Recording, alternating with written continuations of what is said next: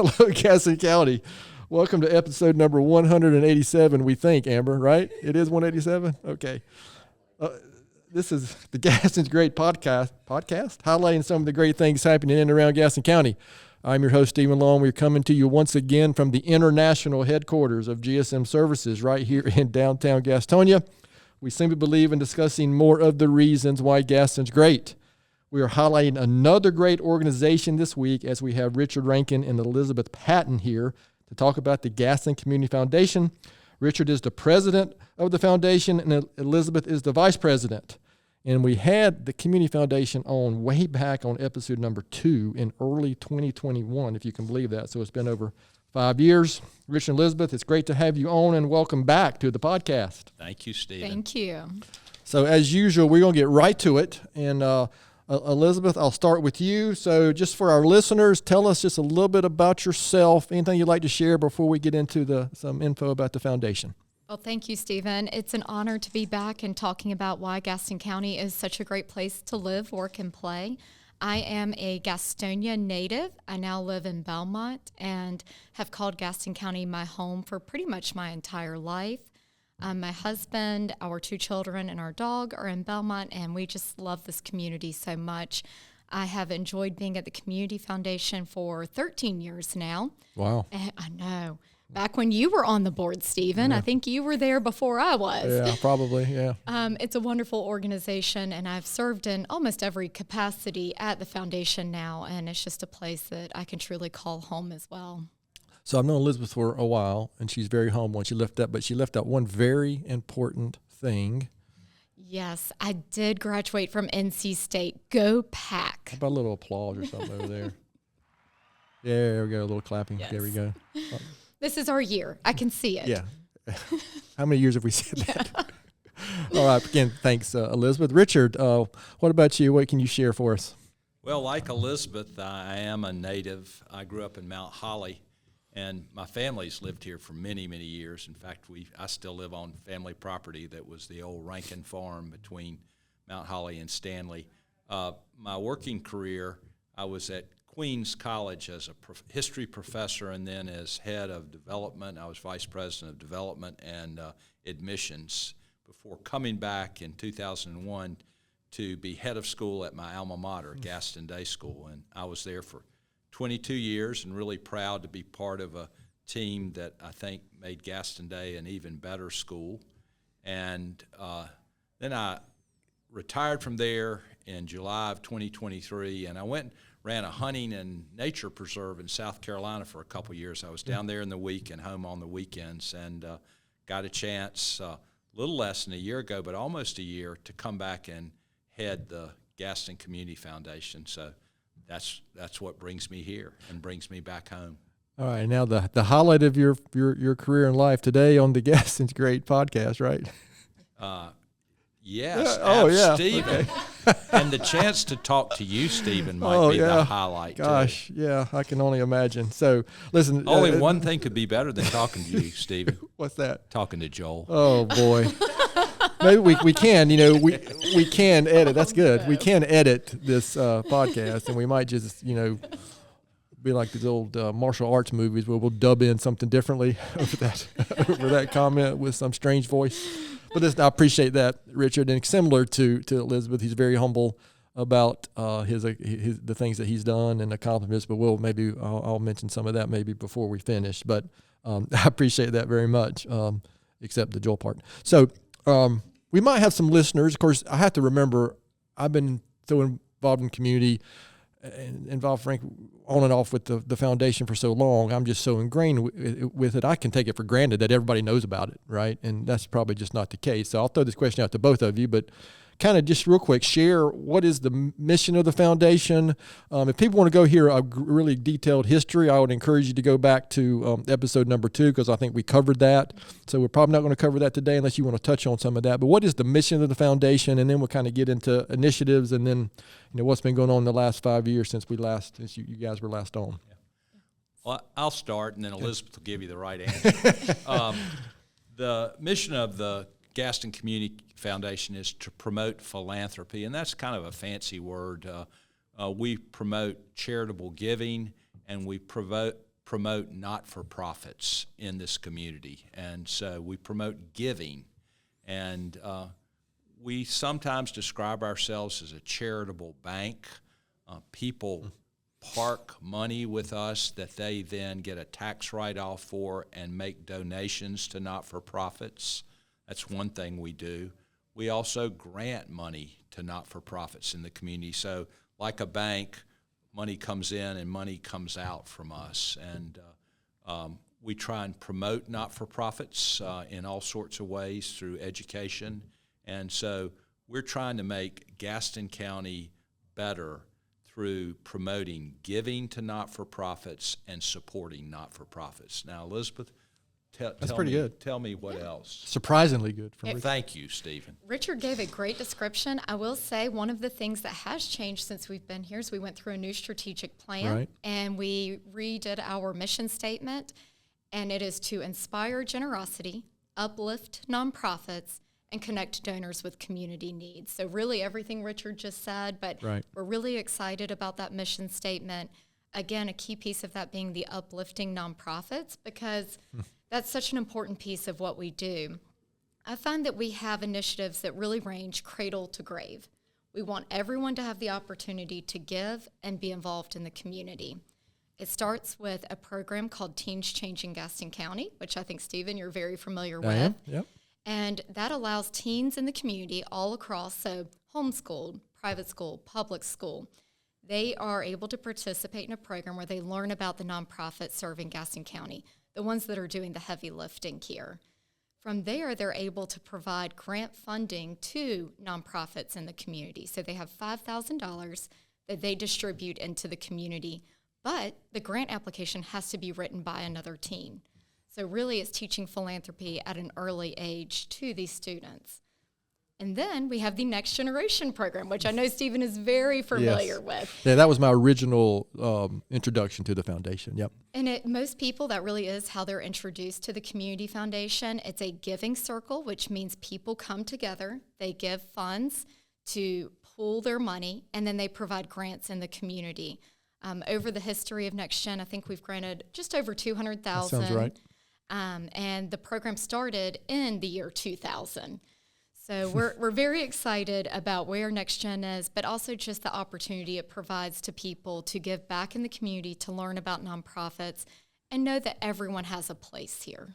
Yeah, 26 years ago, my wife and I were charter members of that group, so I guess we were 10 when we when that started. So I think I appreciate the Next Gen thing, because I think for me the best thing about that was understanding what a group of individuals could do without having. I guess when I was younger, I thought philanthropy it had to be this grand thing by individuals, and it is, but it doesn't have to be that, right? You can get started and exposed to it and understand what can be accomplished, without some,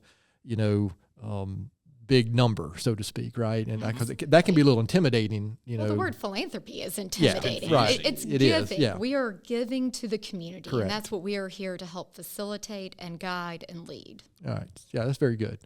You getting ready to add something, Richard? Or I did think the only thing I thought about is our size. We have about $165 million invested from various funds. Some of those are donor-advised funds where individuals give us money and then they get a tax write-off and they give that to not-for-profits. Some of it, people will leave bequests. They will leave large estate gifts that they either allow us to give away to whomever we want, or they designate the organizations that they love that then go on in perpetuity.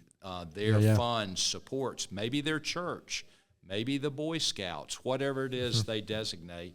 And then we also have not-for-profits that park their excess money, the cash that they've acquired, and we invest it for them. So, like First United Methodist Church. correct, Yep.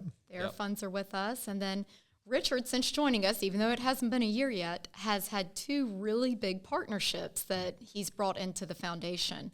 Richard, would you like to share? Well, I will, and Elizabeth, that is something of an exaggeration. I certainly was involved, but it was a team effort, and it included a lot of people, including you. But we are very excited. We've gotten what's going to be the largest gift in the history of the foundation. The U.S. National Whitewater Center has established a special agency fund, and they're giving us $11 million. Oh, wow. And $11 million is a significant gift. The Piedmont Council of Scouting in America, or of America, has also moved their endowment to us recently, and that's $5+ million. So we have had a number of really large, extraordinary gifts that have come in recently, and there were a lot of people involved in making that happen. I think about the chair of our investment committee, Chris Peak. Gene Matthews was important in those in securing those gifts. So it's a team effort, but we are excited that we've had some large recent successes. So there is some momentum. Yeah, that's good to hear. And I'm trying to think, I mean, I could be off, but it seems like my first involvement with the board seemed like it was in the $50 to $60 million range, probably. Yeah. You know, and then I remember when I was on the board, we set that $100 million goal maybe that year or the next year. So wow, I remember that as well, Stephen. Yeah, so it's nice to hear the progress there. Another thing I meant to mention with a big impact for me being involved with something like the Next Generation Fund. So at the time, I think we talked about this a few weeks ago when we met. Joanne Newcomb was the advisor, to the Next Gen when I was there, Yes. and then I got on. I was on the committee. And then my wife and I were chairs of that group for 3 years, and then it was Suzanne Whiteside. So for that period of time, I got to interact with those two ladies who really could set the example on what it means to serve the community. Yes. Right, not just financially. So that's just another example of what can happen when you get involved in these type of organizations, but specifically with the Community Foundation, right? And then when I was on the board, holy moly, the people I got to just be around, right, and listen to, you, Andy, Dr. Sadler, just so many individuals, and especially Dr. Sadler, who was my high school principal. Mm-hmm. I remember walking into that first meeting, I was like, you were scared, weren't you, yeah, I Steve? said, I don't know that I can do this, or I don't know that I can be on a committee or a board with Dr. Sadler. You were scared he was going to talk about some of the things you Maybe. did in high school. Maybe, because he had inside knowledge, yes. Yes, he knows everything. Inside personal knowledge. That's kind of a byproduct of getting involved in some of these things, right? For young people that I didn't realize at the time. I didn't realize great people. Yeah, I didn't realize and what Stephen, I was going to get out of it. you are that person to a lot of us. And I remember thank you. thinking, That's who kinda is scary. this board member Gaston who County's in writes a trouble. thank you note to everyone else on our board, who writes a note acknowledging everything that someone achieves in this community. To this day, I think you're the only one that I've known of that has been doing that behind Well, I the appreciate that. scenes. Yeah, I think But I do think belonging to a community that you're talking about, meeting other people who you admire, who care about this community and are willing to invest in it. I do think that's a strength of becoming involved in the Community Foundation, whether it's absolutely. Next Gen or Teens Changing Gaston County or serving on a board or a committee. You can't help but be influenced by other generous people and their example of service and leadership and giving. Well, it gives you you kind of go from, why not me? Right. And the attitude goes from, we can't do that here in Gaston County to, oh, yeah, why not Gaston County? And I think, that's an example, what we were looking at on the wall there, right? That's an example of that. Is 20 years ago, would we have imagined that something like that, the Warlick YMCA would have even occurred here? We wouldn't have even imagined that, much less seeing it come to fruition, right? And Stephen, I hope your listeners, there's somebody out there who probably has never thought, I could establish a donor advised fund, and that's a better way for me to take care of my charity. I'm already charitable. I already give to my church, but this is a way that I could do this. Or maybe they're thinking for the first time, wow, what should I be doing with my estate? Are there things that I love? So honestly, that just what you said, have you ever thought that really we're speaking to you today? Or if you have a not-for-profit and you have some money set aside and you think it could be better invested, we're a place to help. Right. Or you're a not-for-profit that needs help. Come talk to us. That's a great segue, because I know when I first got involved with Next Generation, but it was several years before I understood even what a donor advised fund was. So maybe touch on that. What is that specifically, so our listeners can kind of get a grip? Because I know exactly what that is now, but I didn't 20 years ago. Well, I think Richard did a great job touching on it a minute ago, that it's kind of like a charitable banking account. You're putting money with us, whether it's stock, real estate, cash, an insurance plan, all different kinds of things can go into your donor advised fund, and then you can give it out over time. So, for example, I have a donor advised fund. My husband is in sales. It makes sense that some years we do a lot better than other years. Sure. We might want a tax write-off in 2018, but not in 2020, whatever it may be. We can give in 2018, take the full tax deduction, and give that money out over time to our church, to our alma maters, to any other nonprofit that we support in this community. So it's nice to have that nest egg that we're providing our philanthropy, that we know that no matter what the market says, we have a consistent flow of money that's going to the organizations we care about the most. And the donor advised fund is invested, so it's growing. So and it's actually growing perhaps at a little larger rate than a bank account, but like a bank account, it's there and it's growing, and we can only give it away to not-for-profits or governmental entities that the donor wants us, and they just simply tell us, give this to whomever, and we cut the check from their fund, and it goes out to the not-for-profit. And if you're going to be giving giving away money anyway, if you're supporting organizations, man, I know for my wife and it sure simplified what we were doing, right? Because we were doing all these different things, trying to keep up with it ourselves. End of the year, do we have all the paperwork? Do we have everything? So it really simplifies that. One tax receipt. Yeah, correct. And then you have a donor portal, and you can see what you gave in previous years, and know the amount, and that you've already given. And then the other thing, that it not only is it good for you as a donor because it simplifies your giving, but it helps your investment, and the small fee we get off of it at the Community Foundation helps us fulfill our mission. Right. So all the giving we do, everything we do, in part comes from people who trust us and who invest their money with us, and we get a small fee from that allows. So you're not only doing what's good for you, you're doing what's good for the community in establishing a donor advised fund, because you're helping the Community Foundation fulfill its mission. Yeah, and just for what it's worth, my wife and I have a fund, and our GSM has a fund as well that we set up, years ago, and still utilize it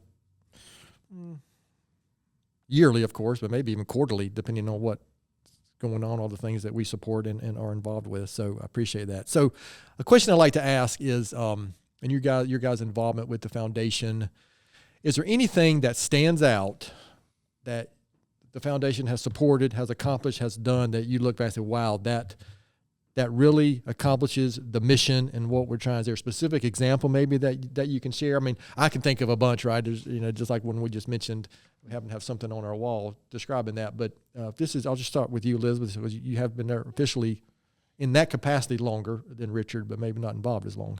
So one of the things that I see as part of our mission here is helping lead the nonprofit. So I'm going to give a couple of examples that are a little bit different than maybe the big names that you see across the community, because we've certainly been involved in those as well. But one would be Christ Community Baptist Outreach Food Ministry.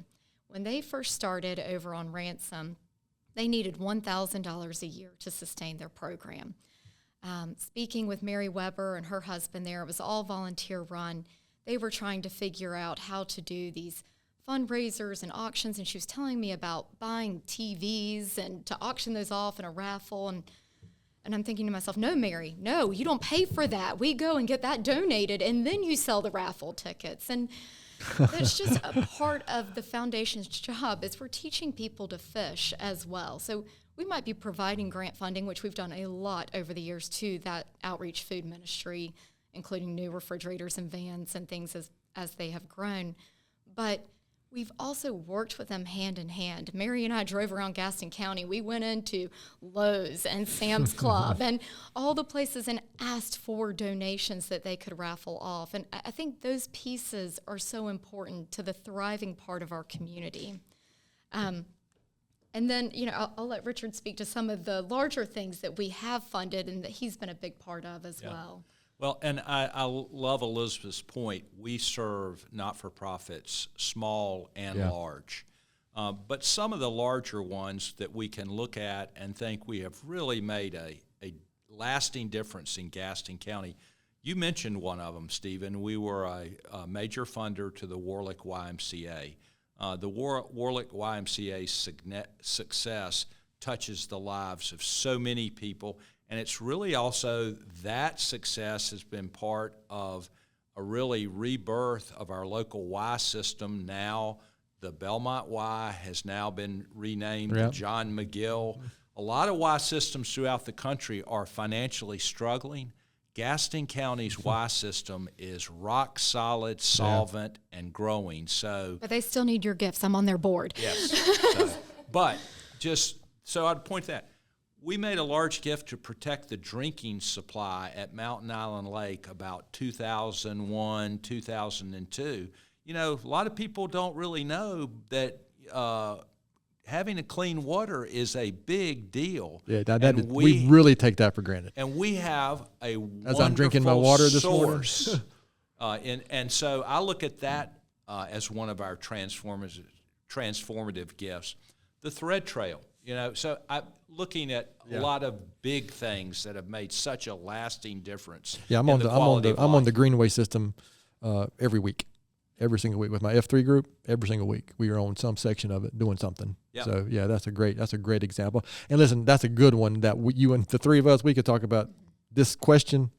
What time is it? We could talk about this till supper time tonight, right? Yeah. So, but it is important because people in our community are seeing things every day, and they don't realize that the community foundation has touched it, right? And that's fine, but it's just important to know because I know and I see them, and so that's really interesting. So, in that classic question, it's been 5 years since we spoke specifically about the foundation here. That classic question is, is there something specific you're trying to accomplish? What did the next 5 or 10 years look like? Here at our business, we used to do that. We don't look out that far anymore, frankly, because everything changes so fast. We might look out 2 or 3 years now. But what do you guys envision the foundation looking like, or big plans, or anything for the next 5 to 10 years? Elizabeth, you know what I'm going to say, don't you? I do, and it's very similar to what GSM has coming up in a couple of years. Yep.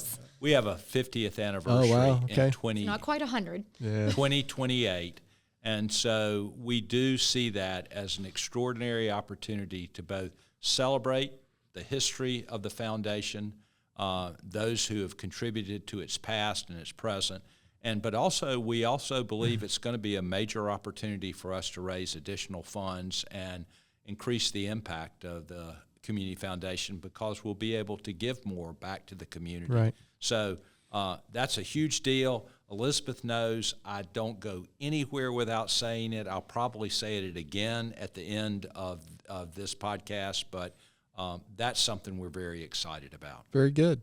Would you add anything to that, Elizabeth, or is that kind of the next big thing that's going on? It is the big thing, but we are having a lot of conversations of the money that will be raised during our 50th anniversary, what we will use it for. And we're really looking for those transformative projects out there. We want to continue funding the organizations that we always have and the needs that they have, but we also want to have a separate pool of money so that we can make more big impact projects happen. And we're excited about that.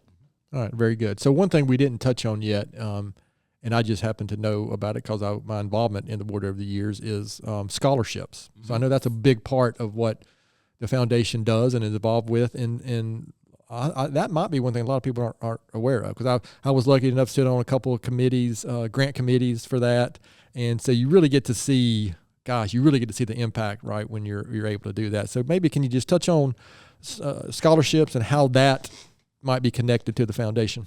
Yes, so we are in scholarship season. Yeah. It is in full swing. So it's all hands on deck right now. But last year we funded, I think, 118 students for different types of scholarships. We have about 30 different scholarship funds. And what that means is there's different criteria for each of those. But they're found on our website. They typically open in January. But these students are just incredible, and the opportunity to read and evaluate their scholarship applications and know what these students are doing. I feel like such a slacker every time I see them and hear Yeah, about exactly, them. yeah.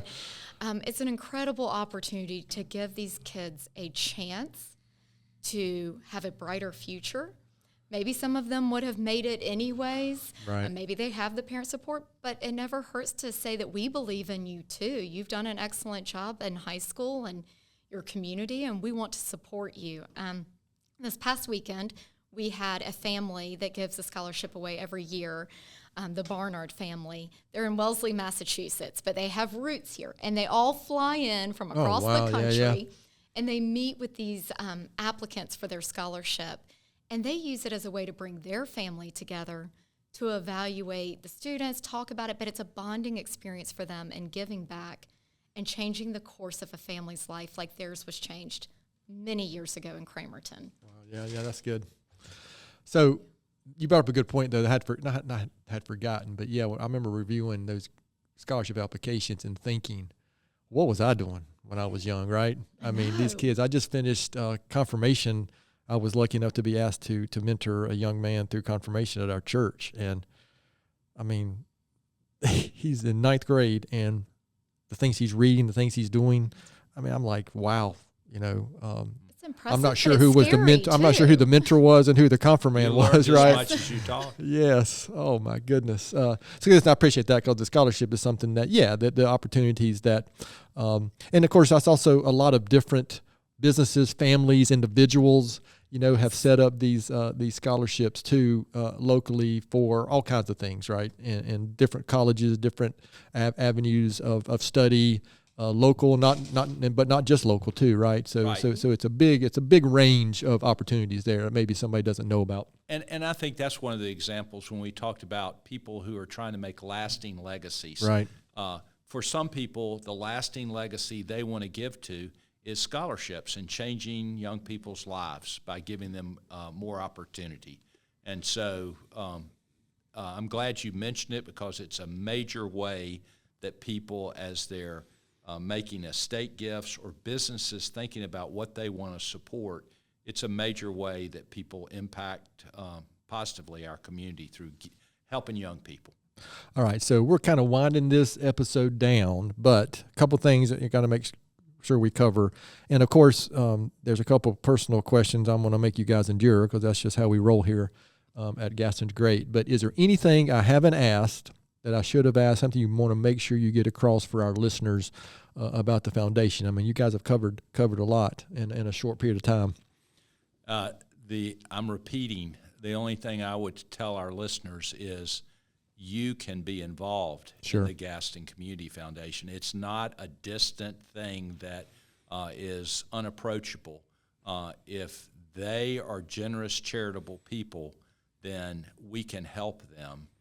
If they are in an organization that has funds that are underinvested, we can help them and improve the mission of their not-for-profit. So I hope all your listeners will begin to think about, how can I become involved in the Gaston Community Foundation, and how can we help you with your not-for-profit? Absolutely. Anything to add to that?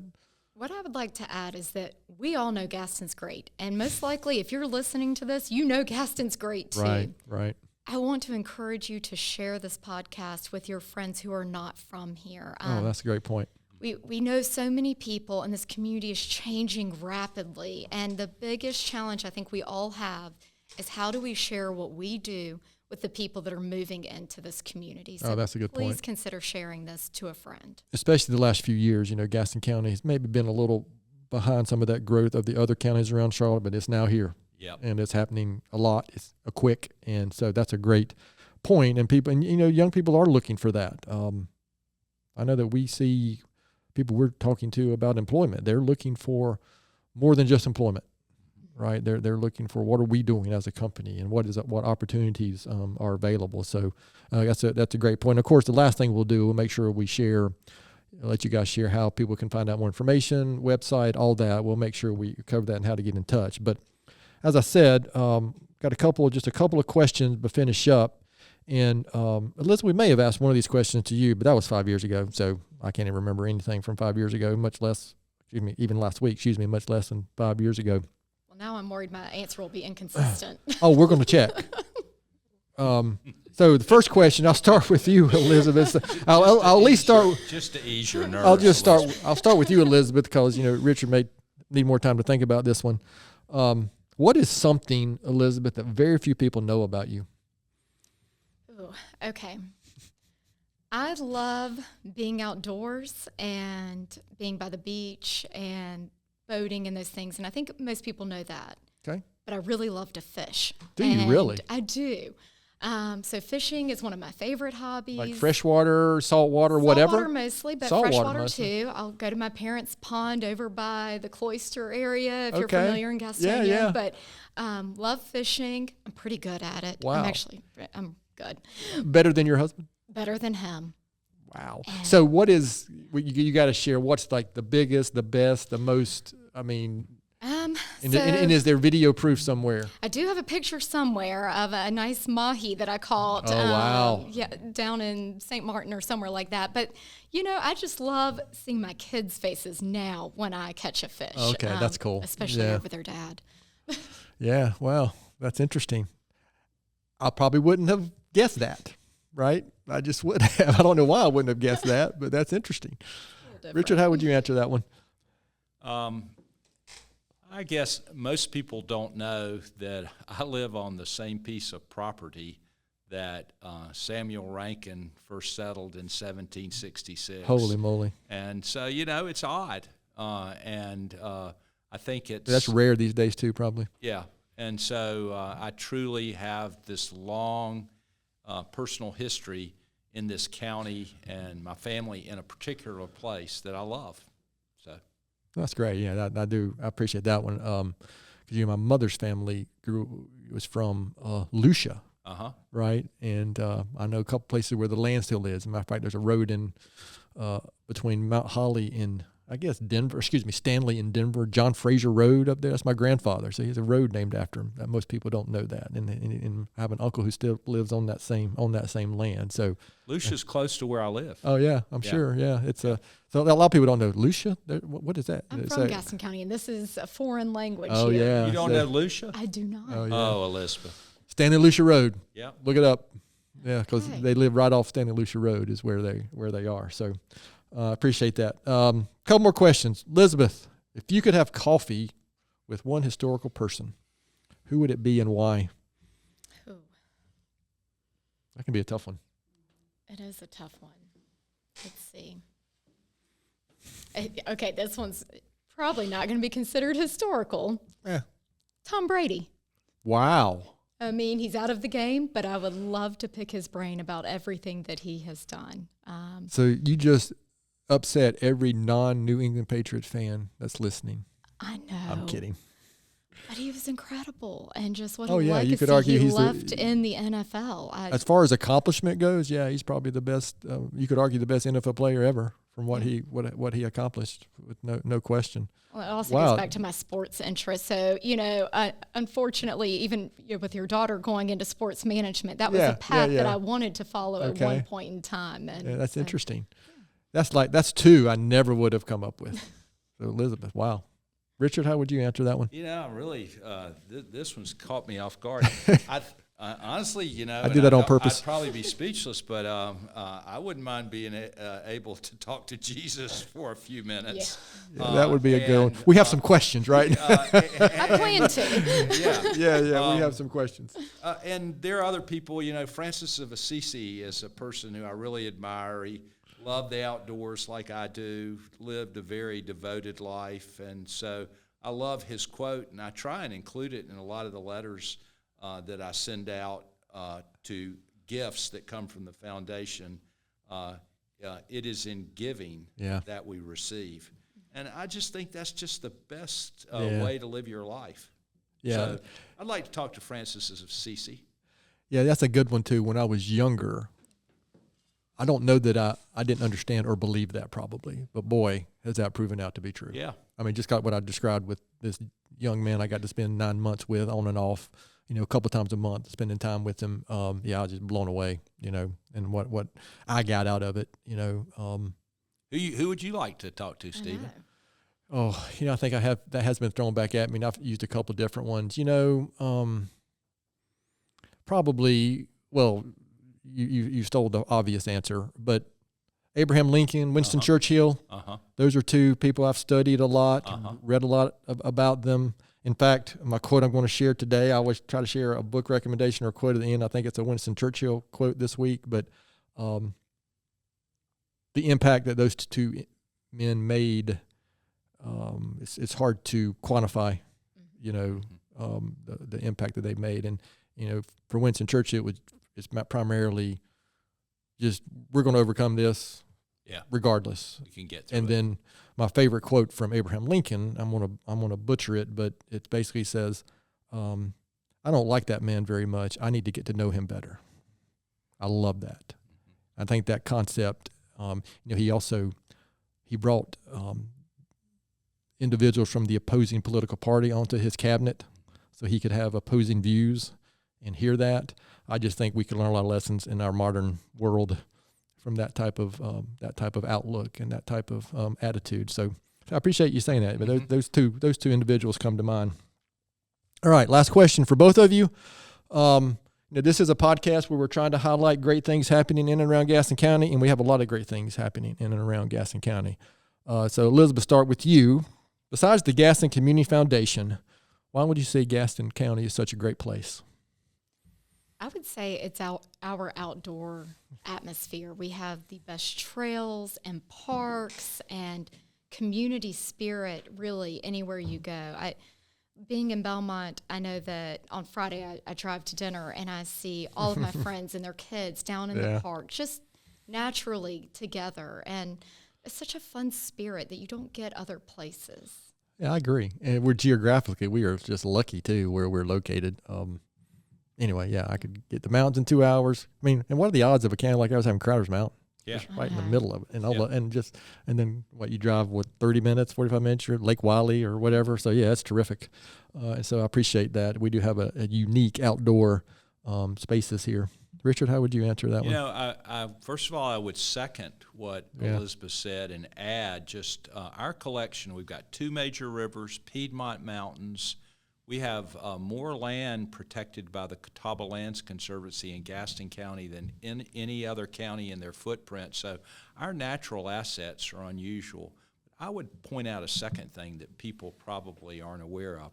We have 14 municipalities. Yeah. It's very unusual for a county, and it's because of our textile past, to have that many municipalities. So you got small towns with history, with old buildings. You can't buy that. Yeah, it's unique. And so as we look to our future, those 14 municipalities are going to draw people in because they want to walk down that main street. They want to get a cup of coffee at a real place. And so I think our communities and our municipalities there's really, I don't know that there's another county in North Carolina that has 14 municipalities. We're like top of the list. Yeah. And so it's a huge asset we have.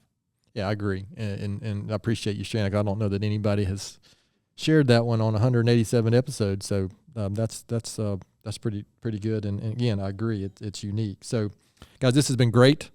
I love the Community Foundation. I love the work y'all do. Please share. How can our listeners find more information? If they want to, hey, somebody's out there, you know what? I like this idea of a donor advised fund. Just tell them, share what they need to do and how they can find more information out. We want to hear from you. So you can call us at 704-864-0927, or you can email us. Go to our website, which is www.c as in cat, f as in Frank, gaston.org. We'd love to hear from you.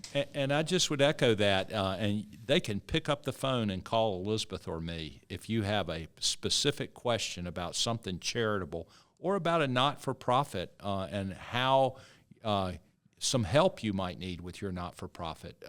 We have resources to be able to help people if they're not-for-profit struggling or if it's succeeding. There are things that we can do to improve, and we're here. Yeah, something, this just came to mind because I know it just happened recently, I think. I mean, another thing y'all do is like education. Didn't y'all just have a session for nonprofits here local? The reason I know that is I think my daughter was there because We did. She's works for Gaston Aquatics. So I think that's another example of something y'all are doing for outreach and education. We had it down at First Methodist Church, and we have programs where we talk to not-for-profits, particularly small ones, about basic things they can do to strengthen their organization and make them more successful. So we have a lot of know-how about how a not-for-profit should work, right, and how it can be most successful. And that particular workshop, we had 85 people. I don't know how many not-for-profits. Yeah, I saw pictures of it, and it was a full house. Packed. It looked like a full house. And people were learning how to do it better. All right. Teaching them to fish. It's coming full circle here. Absolutely, yeah, that's terrific. That's pretty good, Elizabeth. Yeah, that's good. Wow. By the lead fisherman over here. Something else that we didn't touch on is, where's the foundation located? Well, we have a new building on New Hope Road. So if you've been driving down South New Hope Road, we are at 250 South New Hope Road, not 250 North. That's the mall. So if you've hit the mall, you've gone too far. Or either way. It's a beautiful building. It's a gorgeous building. It is. Across from B of A. When was that finished? In 2022. All right, so I thought it had been since since you were on before. So yeah, that's obviously a big thing that has occurred that we didn't really touch on. But yeah, it's a great location. And I would add that we lease space in the building too. So great, if you good. are looking for office space, we do have a couple of spaces that I think will be available soon, if not already. And the great thing about leasing that building, people might wonder when they drive by, oh, the foundation, that big building, what do they need all of that? Aren't they supporting the community? What are they doing? Well, the great thing is the people who are paying tenants in the building, that money goes into our grant cycle. So we now have more money to give away than we did previously. So it's actually helped our mission, but also improved the look of New Hope Road, because if you saw it before, it was the old Girl Scout building, and it was kind of a bunker. So it was hard to see, actually, because it was so low. It was odd. It was kind of an odd It was location. an odd- Yes, so it looks a lot better now, and we're happy to have improved the community in that way, but also through our grants. I would also add that space has conference rooms and meeting space, and any not-for-profit can schedule a time to use that space. So our building is a community asset for nonprofits that want to have a meeting. We're available. Yeah, and we're recording this, what's today, Wednesday the 6th? I mean, when we're done, not long after we're done, I'm headed over there for a board meeting for a nonprofit I'm involved with. So, again, I've been there many times. It's a great location. And is it officially on the wall there? Is it the Duke Kimbrell Center for Philanthropy? Duke Kimbrell, excuse me? Yes. I was lucky enough to meet Duke Kimbrell. Thank you. Because that's important to get that exactly right. But Mr. Kimbrell's another individual I was lucky enough to meet and help show me the way, right? So I appreciate that. So, guys, I can't thank you enough for your time. And before we finish up, two things. I love the Community Foundation. I already mentioned that and all the great work you're doing. But both of you individually, our community is better off because the two of you are here. You both, I appreciate your comment, Elizabeth. I'm not sure I like it because it means I'm old. That maybe I am, somebody that's looking to look at what I'm doing now. But Richard specifically, you've been a mentor of mine, and you have shown the way for so many of us that what is required and what it really means to serve the community. So I appreciate that. Thank you, greatly. And y'all continue to do it. Again, so we're appreciative. So. I'm going to finish up. I mentioned I do a book recommendation or a quote. I must be slower reading now that I'm getting older because I haven't had a book recommendation in a while. But my quote for the week, I mentioned Winston Churchill. I love him and love his quote. And it kind of touches in just a couple of things we talked about, especially when you're mentoring somebody. But he about courage, he said, "Courage is what it takes to stand up and speak. Courage is also what it takes to sit down and listen." Ooh. I'm afraid he's right. Yeah. and I am a professional non-listener, so I've got to do a better job with that. But people will, actually, I believe people will listen to you more the more you listen, actually. And we can, I think God gave us, I know people here at GSM are tired of hearing me say this, but God gave us two ears and one mouth for a reason. So we should probably listen twice as much as we speak. I've never regretted listening, but I've often regretted opening my mouth and inserting my size 13 shoe in there. I'm a professional. I'm a professional at that. So, to our listeners out there, thanks so much for taking the time to listen to today's episode. Please continue to spread the word if you can about the podcast, and please don't hesitate to contact us here at our email address, which is podcast@gastonsgreat.com. We are always looking for suggestions for future podcast topics and guests. You can find the podcast and subscribe at the website, gastonsgreat.com, or anywhere you listen to podcasts. And please follow us on all our social media platforms. And as Amber reminds me, please give us a good 5-star rating. Gets us noticed. Thanks again to Richard and Elizabeth for being our guests today. Gaston's Great is produced and brought to you by Amber Hauser from GSM Services. I'm your host, Stephen Long. Thanks again for hanging out with us, and please keep coming back to hear more reasons why Gaston's great.